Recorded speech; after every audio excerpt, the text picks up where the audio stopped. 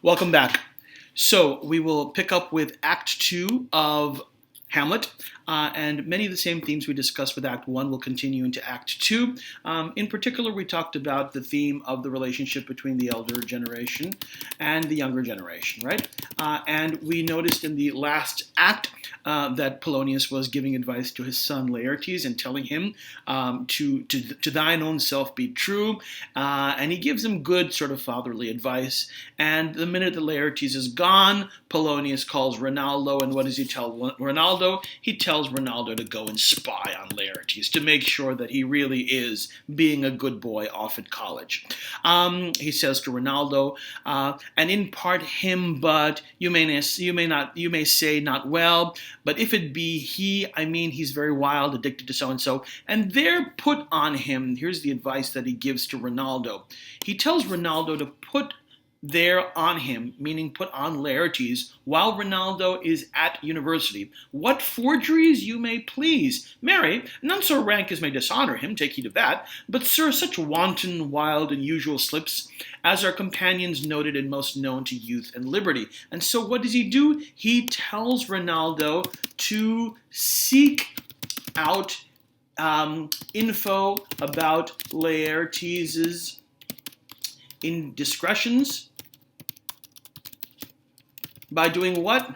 By inventing new ones in order to get people talking about what Laertes is doing. Right? He put on him what forgeries you may please. Nothing that will be dishonorable, but anyway, speak to those people who know him.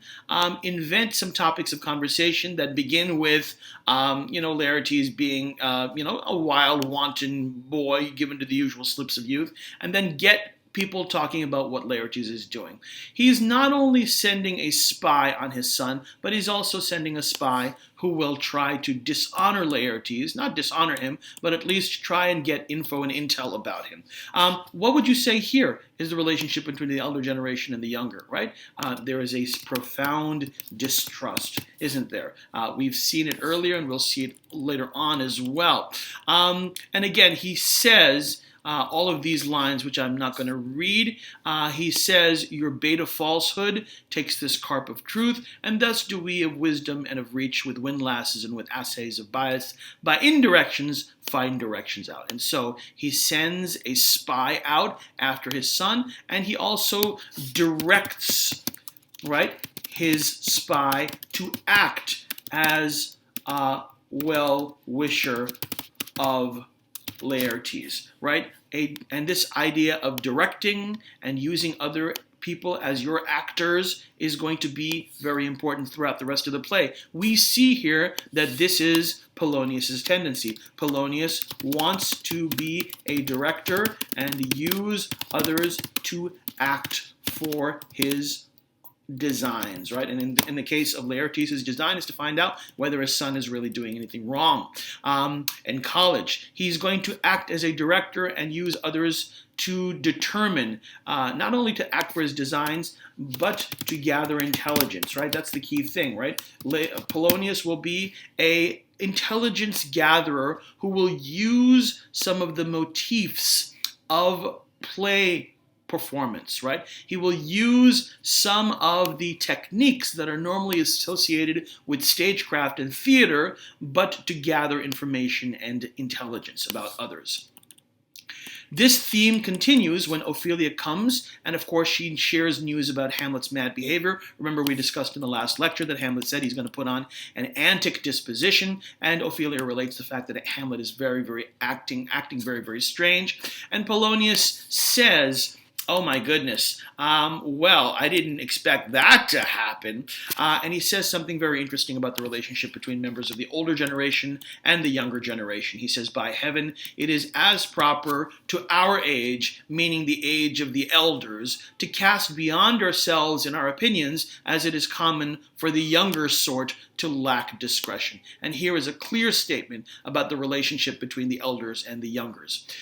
In this play, the elders cast beyond themselves in their opinions. In other words, they assume things about members of the younger generation, just as the younger generation lacks discretion. How much of this is true? How much of this statement that Polonius makes about members of the older generation and younger generation is true? Do you buy it? Do you not buy it?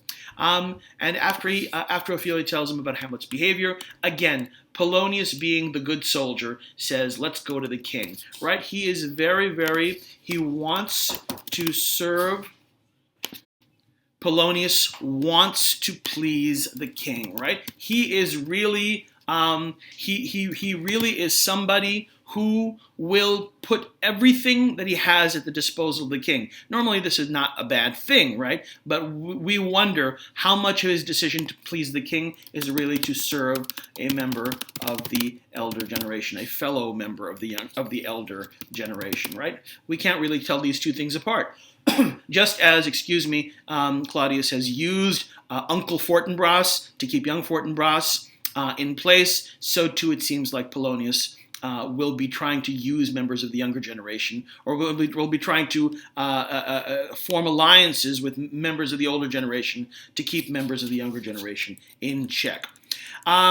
Notice this idea of spying, which begins in Act 2, Scene 1, continues in Act 2, Scene 2. The king calls Rosencrantz and Guildenstern. We know these are old friends of Hamlet. And what does he do with these old friends? He wants these old friends to again act as spies. Members of the older generation using members of the younger generation to act as spies, usually spying against Hamlet. Just as Polonius has done that, just as Polonius plans to do that, he's already done it with Reynaldo and Laertes. He's going to do it with Ophelia and Hamlet, and here Claudius is doing it with Rosencrantz and Guildenstern and Hamlet. Claudius wants to know, why is Hamlet acting so strangely? What should it be, more than his father's death, that had put Hamlet so much from the understanding of himself? I cannot dream of it. I entreat you both, that being of so young days brought up with him, and sits so neighborhood to his youth and behavior, that you vouchsafe your rest here in our court. And so he asks them to find out, again, to gather intelligence about why Hamlet is so depressed. So again, the second instance of spying / acting, Rosencrantz and Guildenstern are told to act like Hamlet's friends and find out why he's acting so depressed, but instead that acting is nothing more than a mission of spying on behalf of Claudius. And again, Shakespeare likes to sort of pile on different instances that return to the same theme. Again, members of the elder generation in collaboration with one another. Here we go. Here comes news from Voltimand. Remember, Claudius had asked Uncle Fortinbras to keep young Fortinbras in check. Here comes the news from Voltimand saying that mission accomplished. Young Fortinbras receives rebuke from his uncle, right? He receives rebuke from Uncle Norway, and in fine makes vow before his uncle nevermore to give the assay of arms against your majesty. Mission accomplished. Claudius reached out to Uncle Norway, and Uncle Norway gets young Fortinbras, apparently, to step down, right? To stand down and to lay down his arms and not plan an attack against Denmark. And isn't that what Claudius wanted? And old Norway, being overcome with joy, about this, gives his nephew 3,000 crowns and says, "Good job, son. Here's some money to play with. Go fight the Polacks instead. Go fight the Polacks. Don't fight the Danish." We wonder, though, this attempt to keep members of the younger generation in check, how long will it last? If you've already read the play, you know the answer to this question already. And then in comes Polonius. And again, repetition. Again, just as we have one collaboration with two members of the elder generation, here's another one. Polonius comes in. Polonius comes in and he gives the news of Hamlet's antic disposition. Polonius, he tells King Claudius that Hamlet has made overtures of love towards his daughter, and Claudius asks, how hath she received his love? And Claudius wants to know, how has dad directed daughter to act now that Prince Hamlet has shown a romantic interest in her? And notice Polonius's line of thinking, what do you think of me? Always trying to look good in front of the king. That's the MO of Polonius. As a man, faithful, honorable, I would fain prove so. And again, he always wants to prove that. And here is what he suggests. Here is what he tells the king. I went round to work. Don't you worry, your majesty. I made sure that my daughter didn't do anything to lead him on. Thus did I speak. Lord Hamlet is a prince, and out of thy star this must not be. And then I gave her precepts that she should lock herself from his resort. And so, interestingly enough, we see a new theme developing, which is members of the, it's not a new theme, it's a continuation, members of the older generation using members of the younger against one another, right? Not just a conflict between one older generation member and a younger generation member, but actually members of the older generation using younger generation members against one another, pitting them against one another. And this is going to be an important theme as well. Polonius promises the king, I'll loose my daughter to him, right? Like you would, loosen a pit bull on somebody who's trespassing on your property? It's very interesting, right? And he suggests that let's find out. I'll loosen my daughter on him, and it's kind of an interesting term, right? The idea of loosening, right? There's a kind of a sense of a chastity issue here as well. When you loosen your daughter, are you sending her as a spy, or are you loosening her from the sexual point of view as well? And notice what he suggests to the king. You and I will behind an arras mark the encounter, and an arras is a curtain. If he love her not, and be not from his reason fallen thereon, let me be no assistant for a state, and keep a farm and caters. And that's really what he wants to be, doesn't he, right? He really wants to be an assistant for the state. And notice what he does.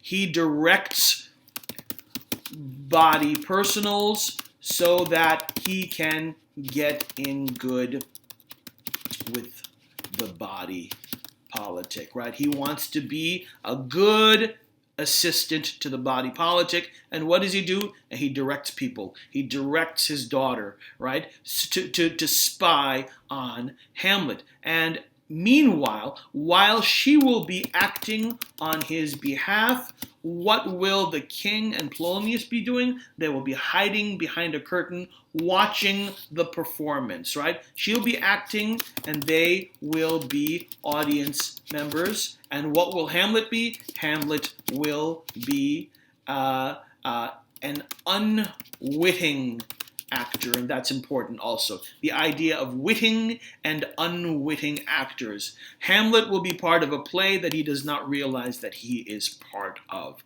A play that Polonius is directing. And of course, usually in a play, the director knows what the intentions of the actors are going to be before the play is written. Here, in this case, the point of staging the play, and again, it's really a spying really a spying mission, right? But it looks like a play to us because he's directing his daughter to act in a certain way.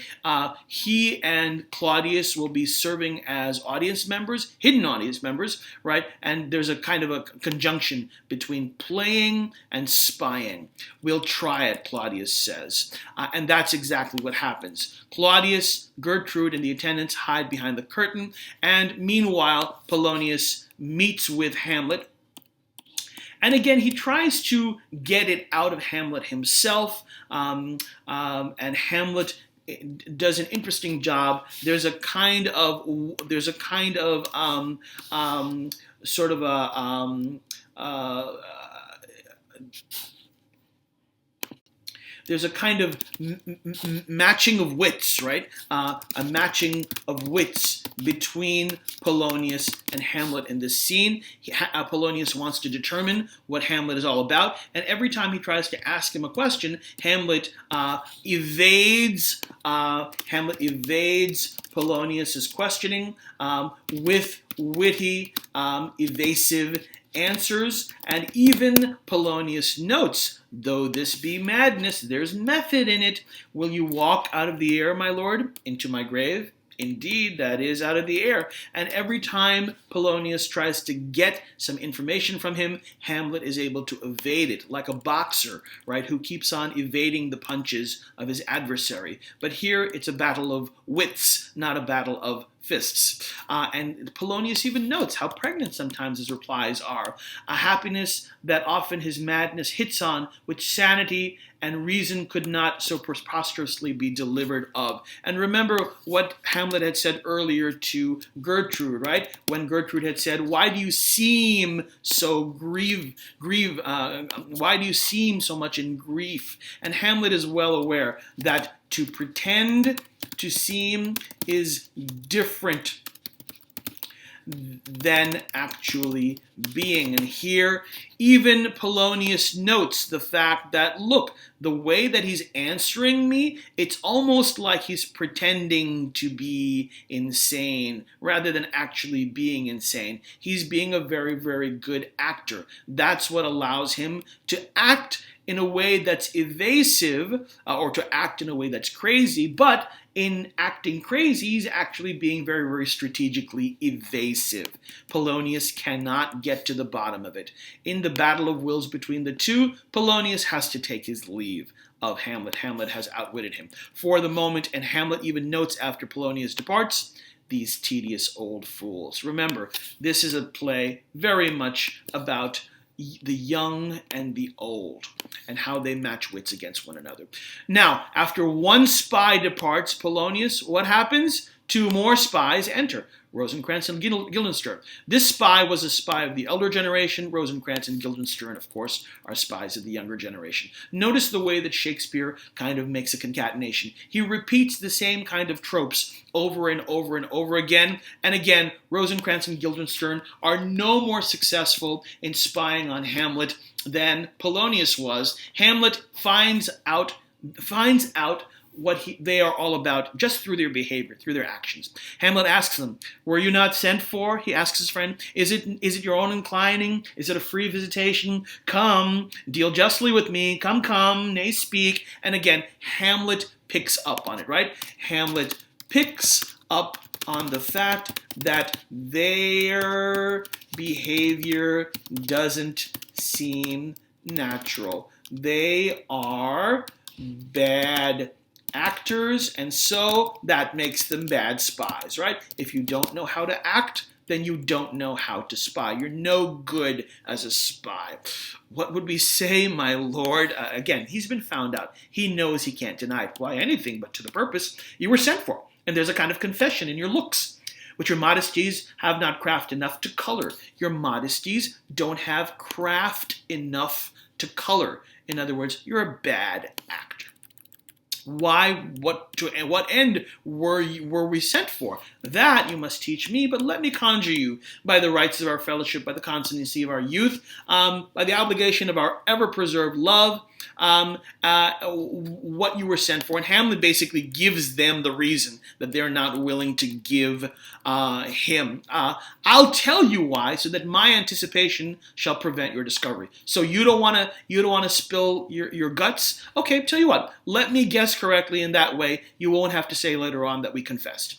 And he basically says, I've been acting very strange, and the king has sent you to find out why I've been acting so strange. And he has these famous lines, what a piece of work is a man, famous lines from this play, how noble in reason, how infinite in faculty. These are famous lines from the play. Anyway, after two different instances of acting, right? There are two different instances of acting, one involving Polonius, the other involving Rosencrantz and Guildenstern, both unsuccessful, right? Both Polonius and Rosencrantz and Guildenstern are unsuccessful in divining info and intel from Hamlet because they're bad actors. But right after a number of bad actors take the stage, here come a troupe of traveling players. Here, Shakespeare creates a juxtaposition between bad actors, these guys, and actors who actually know what they're doing. Notice what happens next. Hamlet requests the troupe, and by the way, he knows this traveling troupe of players. He's seen them before. They came to Denmark when he was just a kid, and he's seen them perform before. So he knows that they're successful, right? The fact of the matter is they get paid to travel around and put on performances, and a few of the actors from the troupe perform some line readings from a sad play, and the effect of these line readings from this sad play moves Hamlet. And Polonius even notes the change in Hamlet after these actors put on a successful series of line readings. Look, whether he has not turned his color and has tears in his eyes, pray you no more. These actors have actually gotten some real emotion out of Hamlet. And when Polonius says, silly actors, Hamlet says, no, treat them with respect. Treat these actors with respect. 'Tis well, I'll have thee speak out the rest soon. Good my lord, will you see the players well bestowed? He tells Polonius, make sure that these troupe of actors are treated well. Do you hear? Let them be well used, for they are the abstract and brief chronicles of the time. After your death, you were better have a bad epitaph than their ill report while you live. It's better to have something bad written about you on your epitaph rather than an actor portraying you in a bad way. You do not want to be represented badly by an actor while you're alive. That's worse than having somebody write something bad on your epitaph. And so the power of actors, right, to shape reputation, right? And of course, bad actors earn bad reputations. After Polonius leaves, Hamlet, who has been so moved by these roving actors, asks the first player to do him a favor. Do you hear me, old friend? Can you play the Murder of Old Gonzago? Yes, my lord, I. We'll have it tomorrow night. You could, for a need, study a speech of some 16 or dozen lines, which I would set down in certain it. Could you not? Aye, my lord. And so what does Hamlet do? Hamlet asks these roving troupe of actors to perform the Murder of Gonzago, a play that he already knows, and he also asks if the players could put in about 12 or 16 lines into this pre-written play that Hamlet will be the author of. And so, as we know, this play will be strategically used by Hamlet, and Hamlet will be a kind of co-author to this play, and he will also be a sort of pseudo-director because he's the one who's commissioning the play. He's asking these actors to play the Murder of Gonzago for him. And after the actors agree to that, Hamlet has got a soliloquy. Remember, we talked about that.